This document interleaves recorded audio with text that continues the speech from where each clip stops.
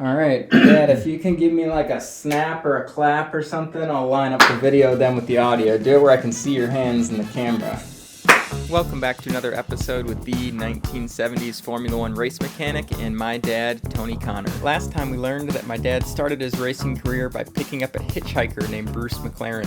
Hello everybody, this is Tony Connor again. What I wanted to talk this time is about the superstitions of drivers or team members. From 1972 to 1977, he traveled the world on Can-Am and Formula One race teams. One of the first things he shared was how superstitious the team was. Lucky for my dad, they decided he was not a jinx or a Jonah. They actually use that word. We want to make sure a new person coming on is not a Jonah. It was very fortunate for me that we won that first race. That was with Joe Siffert in Austria. And then the next race, Peter Getting won at Monza. Actually, there were 3 cars that went over the line basically almost together. And the only reason that he won was instead of changing into top gear, which was 5th gear at that time, as they were coming up to the line, he left it in 4th gear and he thought he was going to blow the engine. He took the rev limiter off, and by doing that, he won by about a foot.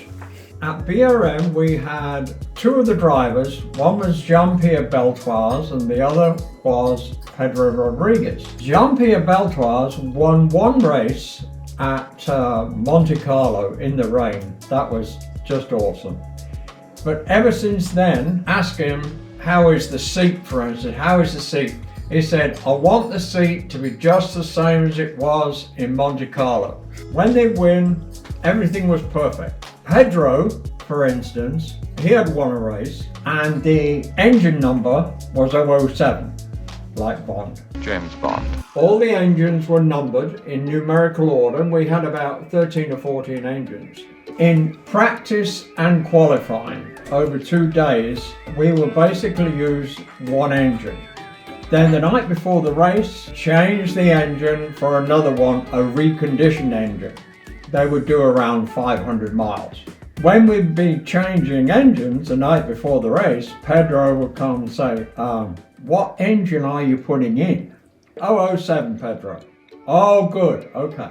We knew how we felt about that, so there was at least 4 or 5 engines with 007 stamped on them. Because he'd look on the block and there it was stamped on there. He was just an awesome racer. Jackie Stewart said, there's only one man I'm looking for on the track now, following me, and that's Pedro Rodriguez. And he said, if it rains, forget it, because he'll be way in front of me. It's quite strong, this superstitious way they have. Another driver, Alan Jones, and he drove for Haas Racing. He was also at the same time driving Formula One for Williams. He used to have a little red handkerchief. He was like a beast. I mean, he would just destroy the car, but he'd still win. I'll bring him in a little later on this, but I want to talk about Carl Haas, the owner.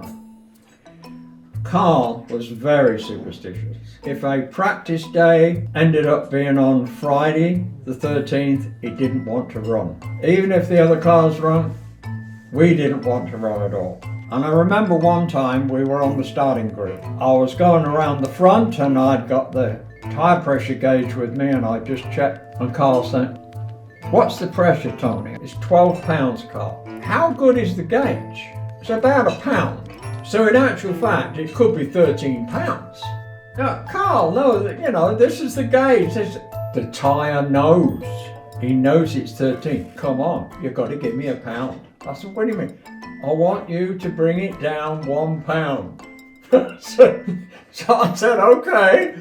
And I brought it down. Carl would walk around the car as well before on the grid and be touching all parts of the car and everything. And Alan Jones said to Dave Evans, who was my friend I worked with, he said, what is he doing?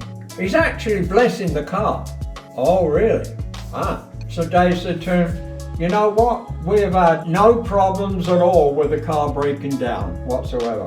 he came to realize that it was so. The car did not break down. He was driving the Formula One car in Long Beach, California. And Haas went there to watch the race. Alan Jones saw Carl on the grid. Carl, come over. I want you to bless my car. so Carl did. He went around the car, blessed it. And as far as we know, nothing happened to that car in the race. Carl had convinced him. Was it more common at that time for cars to have issues in the race? Like, it seems like now if somebody has an issue, they think, oh, I got unlucky. But then you were like lucky to get through without an issue? Was that more the case? Or? That's true. Being superstitious, that's not really, it's like trusting in something that's not real. People seem to hang on to something like this, and I just found later I became a Christian, and I found it's better to trust in God than in anything like that, superstition. That's it for now. Thanks, Dad, and thank you for watching. We've got a lot more stories to share over the coming weeks and months, so please feel free to follow along. Happy Thanksgiving.